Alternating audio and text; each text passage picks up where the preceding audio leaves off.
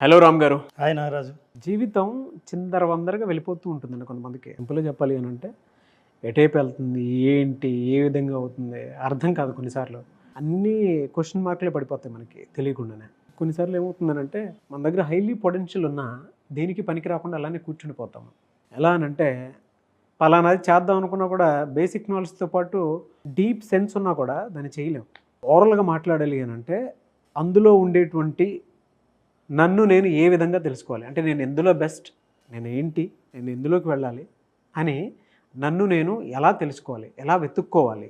ఎందుకంటే 10 మంది నన్ను డిసైడ్ చేయకూడదు, 10 మందిలాగా నేను కాదు, నేనంటూ ఒక యూనిక్ పీస్ అనేటువంటి ఆలోచన అతనికి కూడా ఉండాలి. సో అది ఎలా అండి, how to identify our self అనొచ్చు, హిమ్సెల్ఫ్ అనొచ్చు, వన్ సెల్ఫ్ అని. ప్రపంచంలో ఈ భూమి మీద ప్రతి మనిషికి ఒక్కసారైనా మైండ్లో మెదిలే ప్రశ్న ఇది. ఒక 3 చాలా టఫెస్ట్ థింగ్స్ ఉంటాయంట ఈ భూమి మీద నారాజు. 1 ఉక్కు, 2 వజ్రం, 3వది తన్ను తాను తెలుసుకోవడం. 3 చాలా టఫ్, చాలా కఠినంగా ఉంటాయి.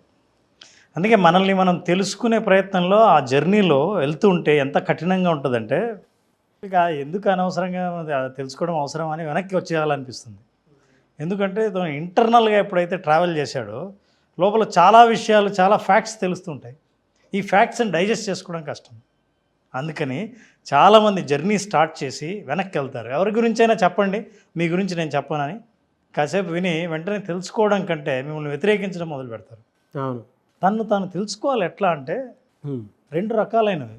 ఒకటి ఏంటంటే ఇంటర్నల్ సెల్ఫ్ అవేర్నెస్, అంటే మనం ఏంటో మనకు అంతర్గతంగా మన గురించి తెలుసుకోవటం.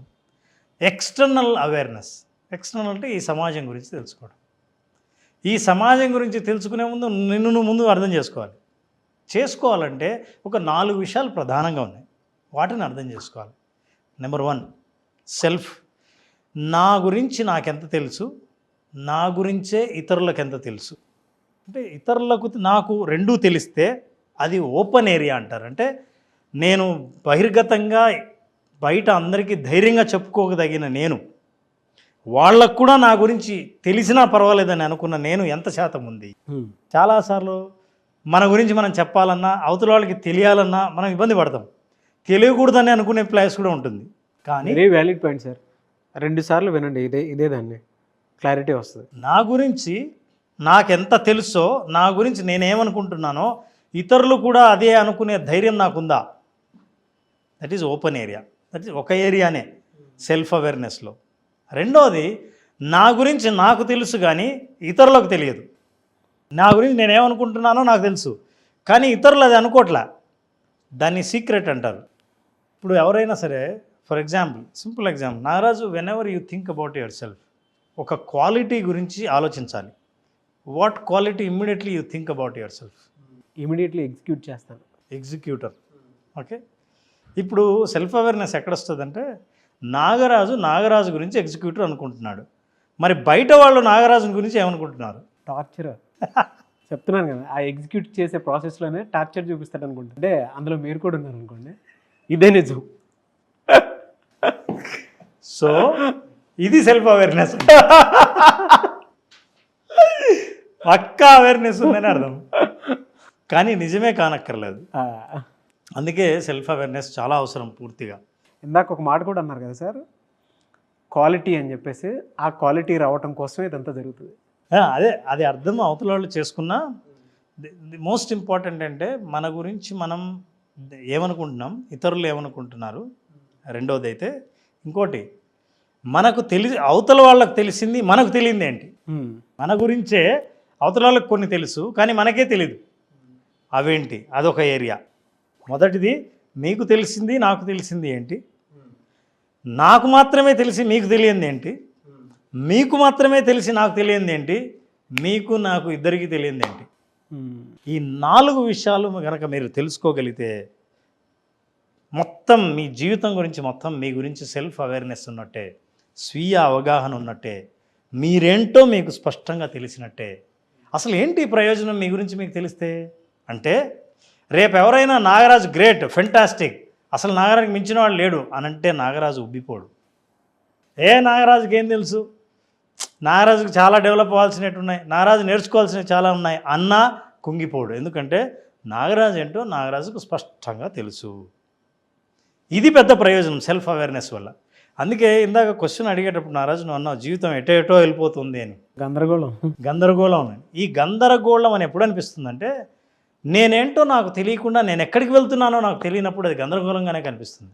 కానీ నా సెల్ఫ్ అవేర్నెస్ ఎప్పుడైతే ఉంటుందో నేను ఎక్కడికి వెళ్తున్నానో తెలుస్తుంది. ఊరు బాగా తెలిసినవాడు ఇటు నుంచి దగ్గర దామేమో ఇట్లా వెళ్తే మెయిన్ రోడ్డుకి వెళ్ళాలంటే ఏ డైరెక్షన్లో వెళ్తే మెయిన్ డోర్కి వెళ్ళొచ్చో, కొత్త దారి అయినా సరే మెయిన్ రోడ్డుకి వెళ్ళాలంటే ఏ డైరెక్షన్లో వెళ్తే వెళ్ళొచ్చో అంచనా వేయగలడు.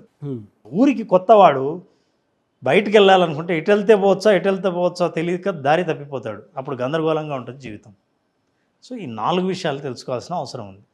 కొంతమంది ఉంటారు హై సెల్ఫ్ అవేర్నెస్ అంటే ఇంటర్నల్ అవేర్నెస్, లో ఎక్స్టర్నల్ అవేర్నెస్.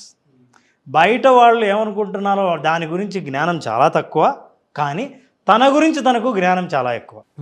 అట్లాంటి వాళ్ళు ఏం చేస్తారంటే అవతల వాళ్ళని సరిగ్గా చదవలేరు. అతి అంటే అంతా తెలుసు నాకు తెలుసు అని అనుకునే వాళ్ళు ఉంటారే, తన గురించి మాత్రమే తనకు తెలుసు కానీ సమాజాన్ని చదవలేడు. అటువంటి వాళ్ళు ఎవరైనా మీకు అనిపిస్తే మీ ఫ్రెండ్ సర్కిల్లో కానీ ఇంట్లో కానీ ఎక్కడైనా కింద కామెంట్ బాక్స్లో పోస్ట్ చేయండి. ఎందుకంటే వాళ్ళు మీకు గుర్తొచ్చినప్పుడు వీడియో ఆటోమేటిక్ 2 సార్లు చూడాల్సినటువంటి అవసరం ఉండదు, ఫార్వర్డ్ కూడా చేస్తారు. సో ఎక్స్టర్నల్ అవేర్నెస్ చాలా తక్కువ ఉంటుంది, ఇంటర్నల్ అవేర్నెస్ బాగా ఎక్కువ ఉంటుంది. అయితే నారాజు ఇందాక అడిగా తెలుసుకోవాలంటే టిప్స్ ఉన్నాయి.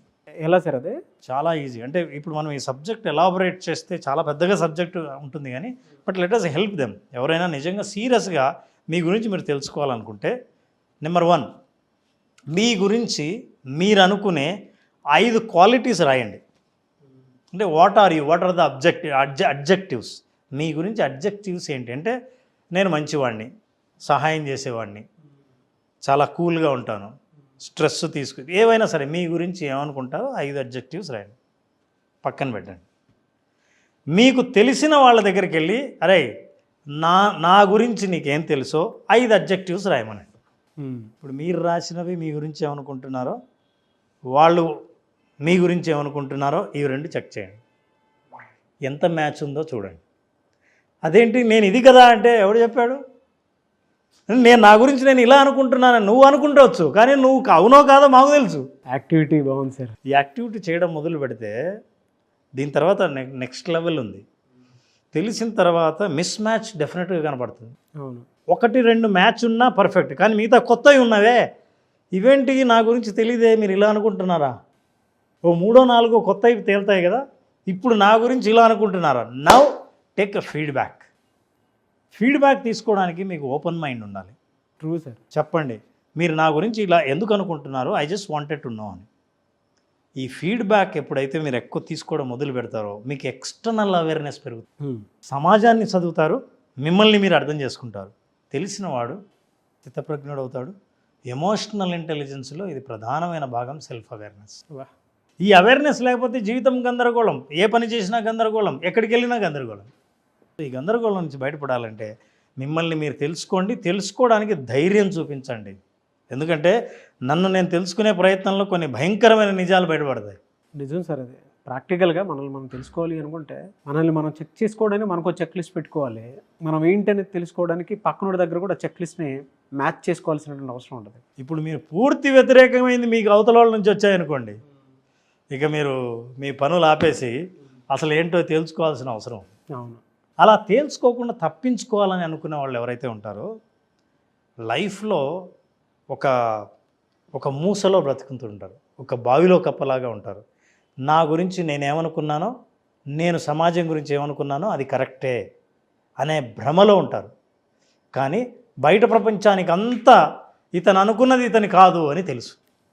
చివరిలో ఉంది ఏంటంటే I don't know, you don't know. నా గురించి నాకు తెలీదు, మీకు తెలీదు.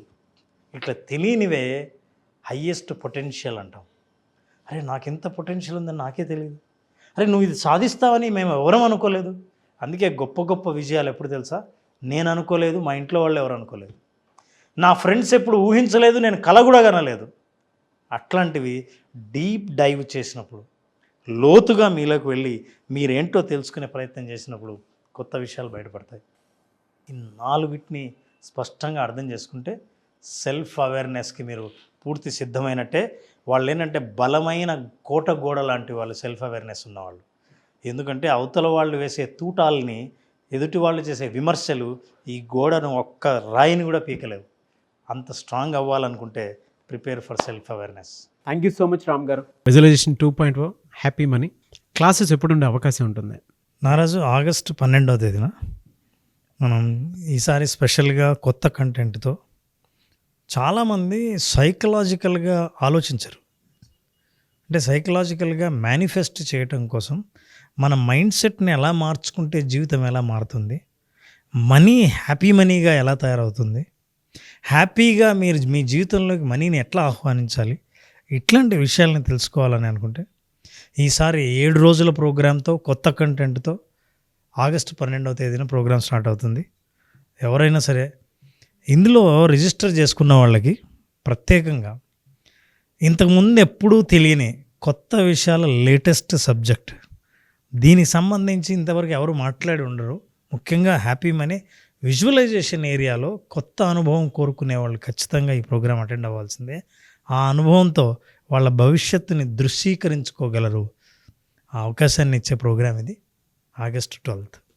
మీ బ్రెయిన్ బ్యాంక్ బ్యాలెన్స్ వైపుకి ఎలా వెళ్తుంది, దాన్ని ఎలా నిలబెట్టుకోవాలి, అండ్ మీ మైండ్ని ఎలా షిఫ్ట్ చేస్తే మీరు అనుకున్న జీవితానికి మారుతారు అనుకుని చెప్పడానికే విజువలైజేషన్ 2.0 హ్యాపీ మనీ చాలా బాగా ఉపయోగపడుతుంది. So August 12th batch start అవుతుంది. ఆసక్తి కలిగిన వారు ఎవరన్నా సరే స్క్రీన్ మీద మీ కాంటాక్ట్ నెంబర్ కనిపిస్తుంది, దాన్ని మీరు కాల్ ఆర్ మెసేజ్ వాట్సాప్ చేసి వెంటనే ఎన్రోల్ చేసుకోండి. ఒకవేళ మీ కాంటాక్ట్ నెంబర్ కనెక్ట్ అవ్వట్లేదు అంటే మిస్టర్ నాగ్ అఫీషియల్ 1 అని నా ఇన్స్టాగ్రామ్ ఐడి ఉంది, దానికి మీరు పర్సనల్ మెసేజ్ పెట్టినా కూడా నేను రామ్ గారి టీంకి ఫార్వర్డ్ చేస్తాను. ఆ విధంగా సరే మీరు అప్రోచ్ అవ్వచ్చు. ఈ వీడియో లైక్ చేయండి, షేర్ మాత్రం తప్పకుండా చేయండి. ఇలాంటి మరిన్ని వీడియోస్ కోసం మా ఛానల్ ఫాలో అవ్వండి. Thank you so much Ram sir. Thank you Naraj.